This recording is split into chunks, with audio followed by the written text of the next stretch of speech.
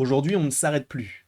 On ne s'arrête plus. Il y a eu le trailer d'Ahsoka Tano. Évidemment, on est en pleine Star Wars Celebration. J'ai terminé Star Wars Rebels. Enfin, après 1 an et demi de visionnage, là, j'ai enfin pris mon courage à deux mains. Et je me suis dit que, vu qu'il y allait avoir le trailer d'Ahsoka qui allait sortir ce week-end, c'était nécessaire de regarder la série afin d'avoir toutes les connaissances, entre guillemets, à mon humble échelle.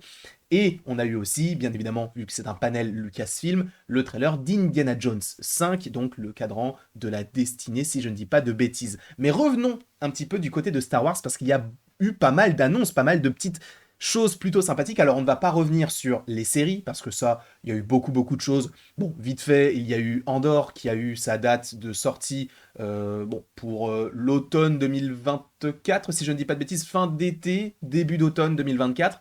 S'ensuit alors, je crois, il y a eu un petit panel Skeleton Crew qui sortirait bien en 2023. On a eu aussi The Acolyte qui devrait sortir en 2024.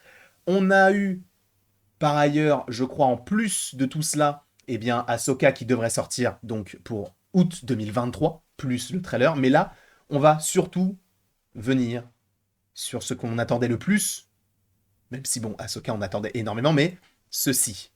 On va revenir sur Discussing Film afin d'évoquer tous ensemble cette chose-là.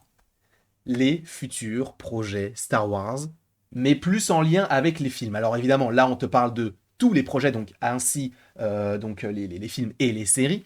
Mais donc là on te parle de l'ancienne République, de la Haute République, Fall of the Jedi. Alors Fall c'est la chute donc des Jedi, le règne de l'Empire, l'âge de la rébellion, la Nouvelle République et l'élévation du Premier Ordre. Donc ça, ce sont les 7 époques qui seront couvertes par les différents projets Star Wars. Donc là, c'est plutôt intéressant justement d'avoir même, bon, on avait déjà un petit peu la chronologie des faits, mais là, avec les logos et tout, je trouve que c'est beaucoup plus simple pour la plupart des gens de comprendre en réalité où est-ce qu'on se situe. Parce que Star Wars, même si on a une ligne claire, c'est vrai qu'il y a beaucoup de projets qui se déroulent entre le 3 et le 4, après le 6, et on ne sait pas réellement dans quel ordre cela se déroule et à quelle époque on est. Là, véritablement, on est calé, enfin en tout cas on est calé, on sait, on pourra juste revenir sur cette petite photo et on saura où est-ce qu'on en sera au niveau des films et des séries Star Wars. Sauf que là, il y a eu d'autres annonces plutôt sympathiques qui ont été annoncées, d'autres petites choses très cool, et notamment, première chose, alors on va revenir juste un petit peu avant, Dave Filoni réalisera un film Star Wars culminant les événements du Mandoverse. Alors Dave Filoni, c'est lui qui chapeaute maintenant un petit peu à la manière entre guillemets, entre gros guillemets, de Kevin Feige l'univers de Star Wars.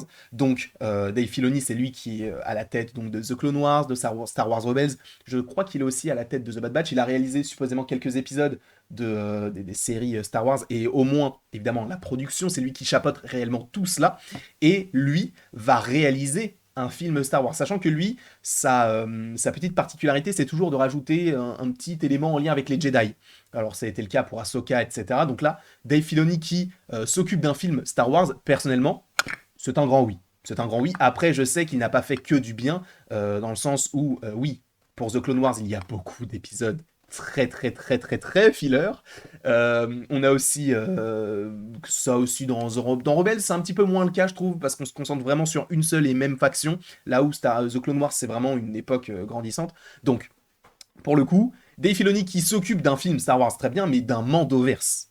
Sachant que ça avait déjà été évoqué il y a plusieurs années, le fait que on aurait un point culminant entre les différentes séries qui sortent en ce moment. Alors, évidemment, le Mandoverse, entre guillemets, ce sont les séries qui se situent après l'épisode 6 et avant l'épisode 7. Donc, cela va concerner supposément des personnages comme Ahsoka, qu'on avait déjà vu donc dans The Book of Boba Fett et dans la série The Mandalorian. Ça va concerner évidemment Mando, Grogu, Moff Gideon possiblement, évidemment Bo-Katan, on avait encore évidemment Boba Fett, même si on voudrait un petit peu l'oublier. Donc, ces personnages-là vont faire partie, supposément, hein, bon, encore une fois, ce n'est qu'une supposition parce qu'on parle du Mandoverse, donc il est possible que certains personnages n'apparaissent pas et d'autres oui, mais du coup, on sent que oui, il va y avoir véritablement une concentration de tous ces personnages, et là, officiellement, dans un film réalisé par Dave Filoni. Et ça, c'est très intéressant, sachant que je crois qu'il y a eu une autre news concernant Dave Filoni. Ah non, c'était concernant James Mangold. Mais du coup, il y a 3 films qui sont prévus. Donc le premier film donc, de Dave Filoni, donc sur le Mandoverse. Et là, on a donc James Mangold qui devrait donc réaliser un... Comment peut-on dire ça? Un film Star Wars, donc sur le premier Jedi et décrit comme une épopée biblique. Et là, c'est ça qui est intéressant, c'est qu'ils ont pris en compte l'avis des fans, entre guillemets. Dans le sens où, là, on n'est plus sur ce qui se passe entre le 3 et le 4, etc. Là, ils vont vraiment très très loin dans le passé, ou très très loin dans le futur. Enfin, très très loin. Vous verrez qu'on va un petit peu plus loin que ce qu'on avait déjà évoqué auparavant. Et là, James Mangold qui s'occupe de cela, personnellement, je trouve que c'est génial.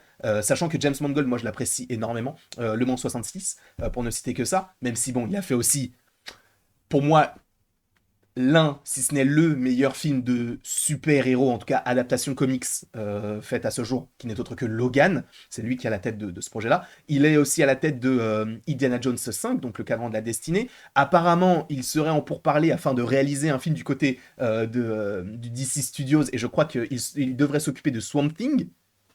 C'est fou, ce réalisateur, je le trouve en tout cas très très talentueux. Et là, donc, il s'occupe de ce côté-là, de l'univers de Star Wars, quelque chose qui se passe bien avant. Donc, le premier Jedi décrit comme une épopée biblique, ça va être génial. Vraiment, ça va nous ramener un lore, possiblement de la magie, des choses qu'on aurait pu voir et qu'on a déjà vu dans The Clone Wars. C'est génial. Sachant qu'il y a un titre, je crois, pour ce film-là.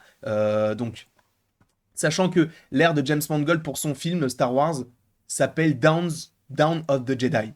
Donc, ah oui, c'est là. Donc, c'est juste avant l'ancienne République. Donc, ce n'est pas un titre de film, mais c'est plus un titre d'ère. Donc, on n'a pas le nom du film, mais on sait à quel moment cela se déroule. Donc, c'est Down of the Jedi. Ça, c'est très cool. Parce que Down, je crois que c'est l'aube, si je ne dis pas de bêtises. Et on a aussi, du coup, un troisième film qui se déroulerait, du coup, 15 ans après The Rise of Skywalker, donc l'ascension de Skywalker, donc le dernier film en date. Donc ce serait Charmin Obeid Chinoy qui devrait s'occuper de ce film et elle suivra l'établissement donc d'un nouvel ordre Jedi 15 ans après donc ce 9e film. Donc la question qu'on peut se poser par rapport à ce projet-là, c'est est-ce que ce film s'appellera Star Wars 10 avec un nom? Possiblement, parce que vu qu'on est dans la continuité de tout cela, ce serait plutôt intéressant. Après, peut-être que ce sera juste Star Wars 2 points quelque chose, mais un Star Wars 10, il y a un petit truc qui se rajoute, sachant qu'on a aussi une officialisation, c'est que Daisy... Attendez, comment elle s'appelle déjà? Je ne sais plus, je sais que c'est celle qui jouerait, qui s'appelle Daisy Ridley.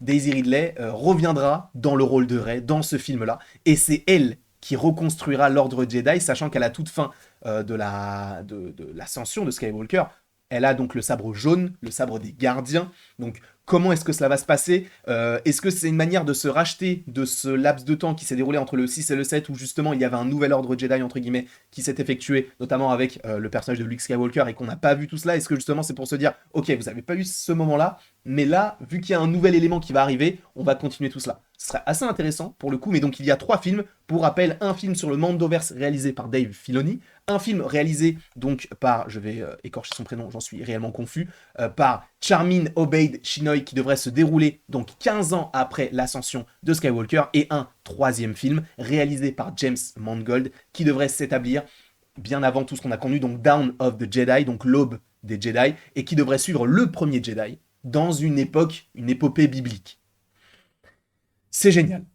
Je n'en demande pas plus, je trouve que c'est génial. L'idée de faire tout ça, c'est tout simplement génial. Bref, je ne sais pas ce que vous en pensez, n'hésitez pas à le mettre tout ça, enfin à mettre tout ça évidemment dans les commentaires, j'ai bugué, mais je m'en moque.